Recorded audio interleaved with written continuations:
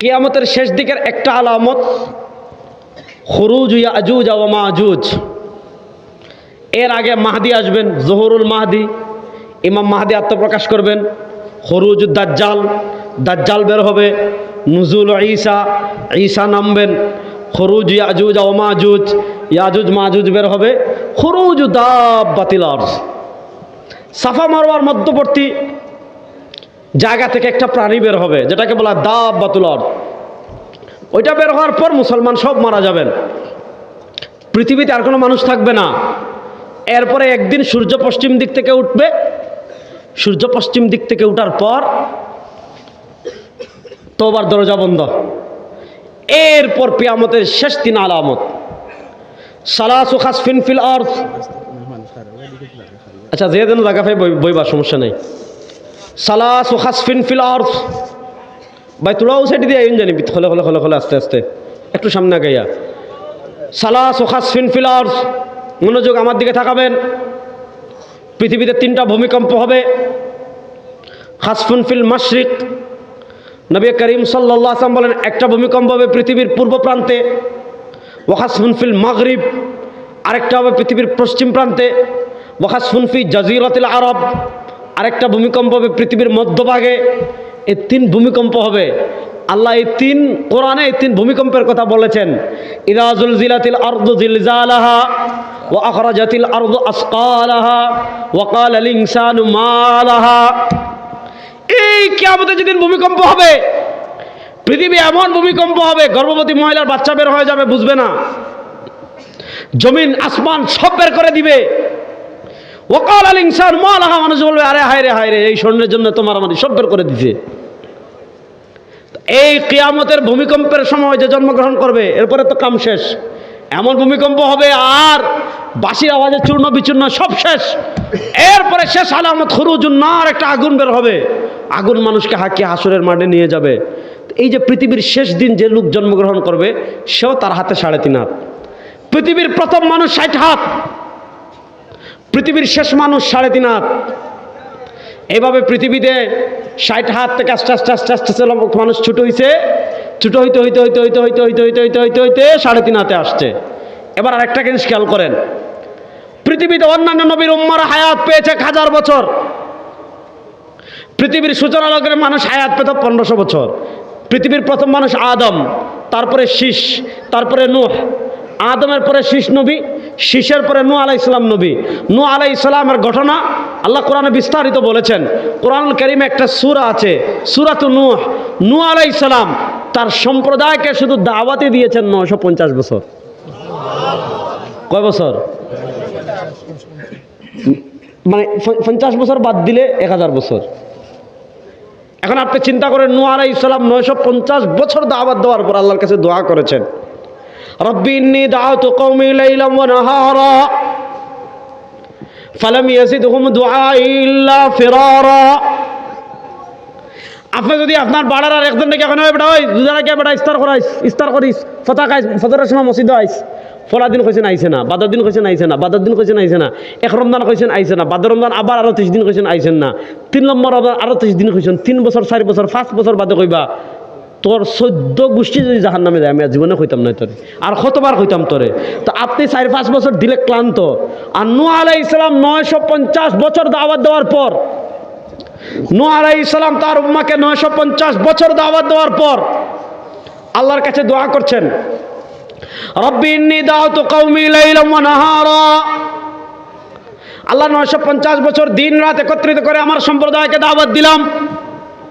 ফালাম ইয়াজিদহুম দুআই ইল্লা ফিরারা। আল্লাহ যত দাওয়াত দেই তত ভাগে, যত দাওয়াত দেই তত ভাগে, যত দাওয়াত দেই তত ভাগে, যত দাওয়াত দেই তত ভাগে। লম্বা কাহিনী। আল্লামা ইবনে কাসির, ইমাম ইমাদউদ্দিন ইবনে কাসির রাহিমাহুল্লাহ তাফসীর ইবনে কাসিরে লিখেছেন, নূহ আলাইহিস সালাম যে 950 বছর দাওয়াত দিয়েছেন, নূহ আলাইহিস সালামের 950 বছর দাওয়াতে মুসলমান হয়েছে মাত্র 82 জন, 82 জন।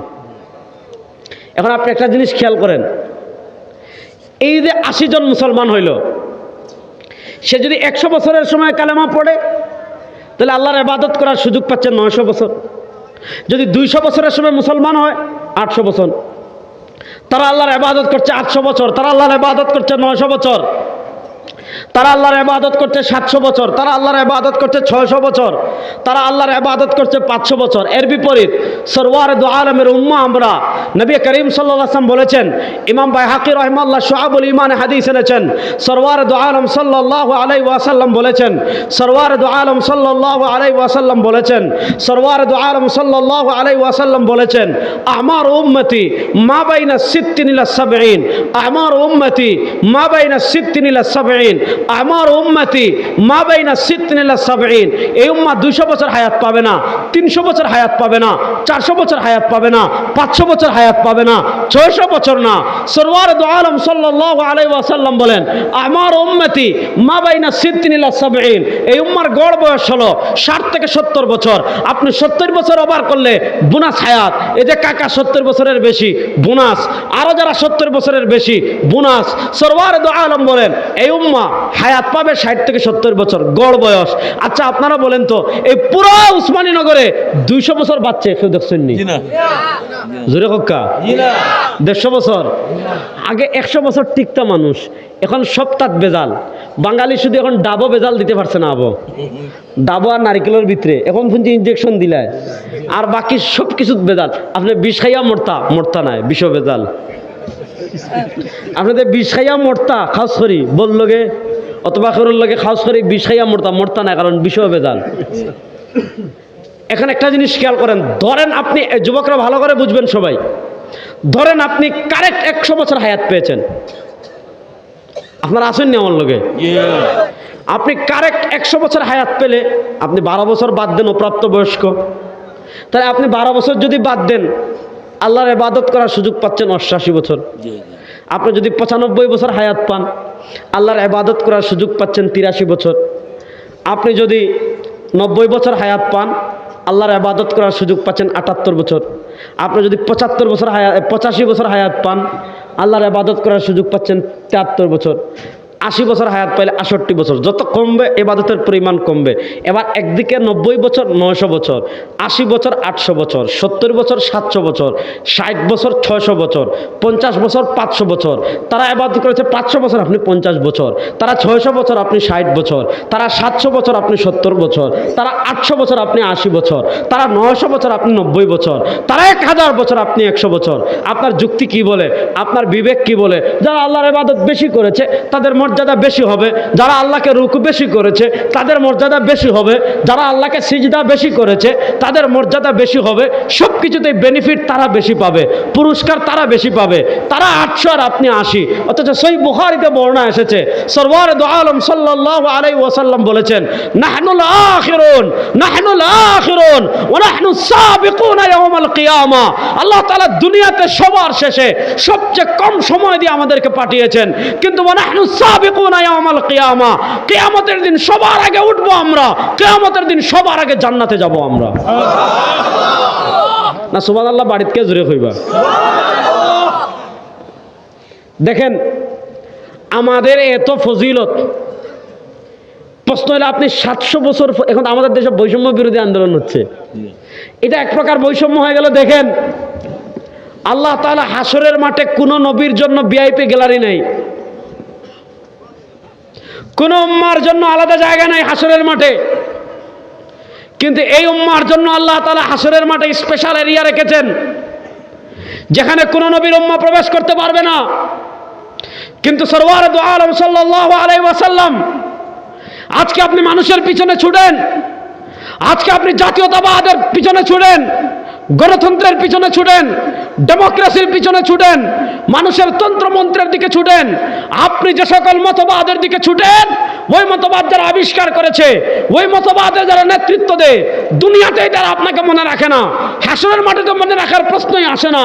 অথচ সরওয়ার দু আলম সাল্লাল্লাহু আলাইহি ওয়াসাল্লাম দুনিয়া থেকে বিদায় নেওয়ার আগে আমাদেরকে বলে গিয়েছেন, এই আমার উম্মাহ, আমার রক্তমাখা ইসলাম তোর কাছে রেখে যাচ্ছি, আমার দান শহীদ করা আদর্শ তোর কাছে রেখে যাচ্ছি, তুই চিন্তা করিস না, আনা ফরাতুল লাকুম ইনদাল হাউযি ইয়াউমাল কিয়ামা, কিয়ামতের দিন আমি নবী হাউজে কাউসারে তোদের অপেক্ষা করতে থাকবো। চিন্তা করতেছেন? দেখেন আল্লাহু আকবার বলেন একবার, আর আরে যুবক যখন আল্লাহু আকবার। আমার নবীর শান কত, আমার নবীর মর্যাদা কত, আল্লাহর কোরআনকে জিগান। আলাম নাশরাহ লাকা সাদরাক ওয়া ওয়াদানা আনকা বিজরাক আল্লাযী আনকাযা যাহরাক ওয়া রাফা'না লাকা যিকরাক। আল্লাহ বলেন, হাবিব আপনার সম্মান উসমানীনগরের মানুষ বাড়ানো লাগবে না, বালাগঞ্জের মানুষ বাড়ানো লাগবে না, শেরপুরের মানুষ বাড়ানো লাগবে না, সিলেটের মানুষ বাড়ানো লাগবে না, বাংলাদেশের মানুষ বাড়ানো লাগবে না, সারা দুনিয়ার কেউ বাড়ানো লাগবে না। ওয়া রাফা'না লাকা যিকরাক, হাবিব আপনার সম্মান আমি আল্লাহ বুলন্দ করে দিয়েছি। কেমনে বুলন্দ করেছেন? হাদিসে কুদসি, ইদা যুকিরতু যুকিরতা মাই। আপনি কালিমা তয়্যিবায় যান, আল্লাহকে পাবেন, লা ইলাহা ইল্লাল্লাহ, সাথে আমার নবী আছেন না নাই, মুহাম্মাদুর রাসূলুল্লাহ। কেউ যদি বলে আমি লা ইলাহা ইল্লাল্লাহ 100 মানি, লা ইলাহা ইল্লাল্লাহ নিয়ে আমার কোনো আপত্তি নাই, লা ইলাহা ইল্লাল্লাহ নিয়ে আমার কোনো সন্দেহ নাই, কিন্তু মুহাম্মাদুর রাসূলুল্লাহ কালেমার দ্বিতীয় অংশ মানি না, মুসলমান না কাফির? জোরে হোক কা।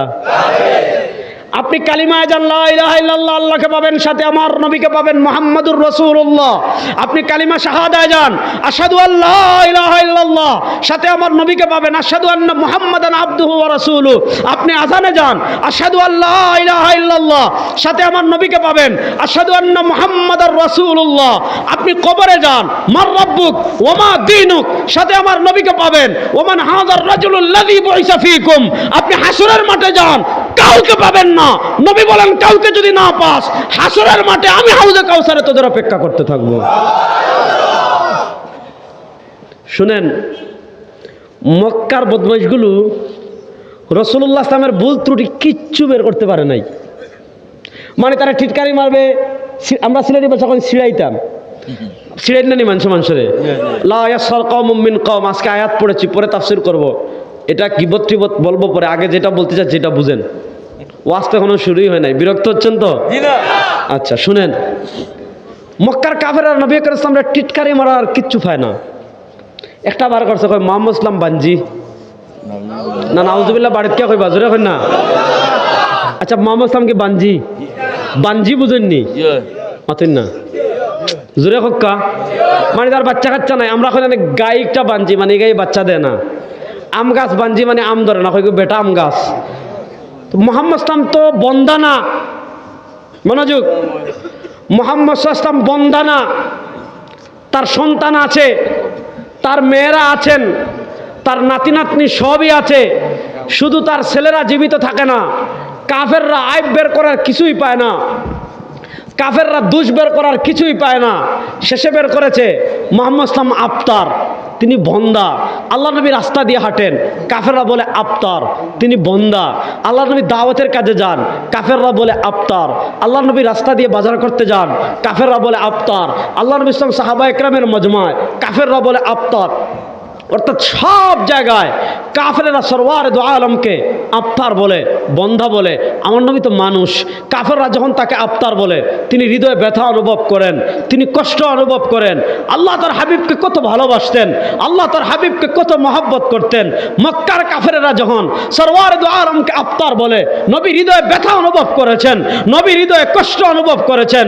আল্লাহ কোরআনে আয়াত নাজিল করেছেন, ইন্না আতাইনাকাল কাউসার। হাবিব আপনি ব্যথা অনুভব করবেন না, হাবিব আপনি কষ্ট অনুভব করবেন না, জান্নাতের হাউজে কাউসার আপনার নামে রেজিস্ট্রেশন করে দিলাম। আল্লাহ নবী বলেন, ওয়াদাদু কুবিহি মিসলু আদাদিন নুজুম। আসমানের তারকা সারা বাংলাদেশের মানুষ গুণে শেষ করতে পারবেন না। সারা সিলেটের মানুষ যদি একত্রিত হয়ে যান, মৃত্যু পর্যন্ত আসমানের তারকা গুণে শেষ করবেন পারবেন না। আল্লাহ নবী সাল্লাল্লাহু আলাইহি ওয়াসাল্লাম বলেন, আসমানের তারকা পরিমাণ পানপাত্র, মনোযোগ, আসমানের তারকা পরিমাণ পানপাত্র আল্লাহ তাআলা হাউজে কাউসারে সাজিয়ে রেখেছেন। এখানে তো আপনারা গ্লাস দিয়েছেন মাত্র একটা, হাউজে কাউসারের পারে আল্লাহ তাআলা গ্লাস সাজিয়ে রেখেছেন আসমানের তারকা পরিমাণ। আসমানের তারকা গুণে শেষ করা যাবে না, হাউজে কাউসারের পানপাত্র গুণে শেষ করা যাবে না। ওয়া আদাদু কুবিহি মিসলু আদাদিন নুজুম। কিয়ামতের দিন সরওয়ার দু আলম তার নিজ হাতে আমাদেরকে পানি পান করাবেন।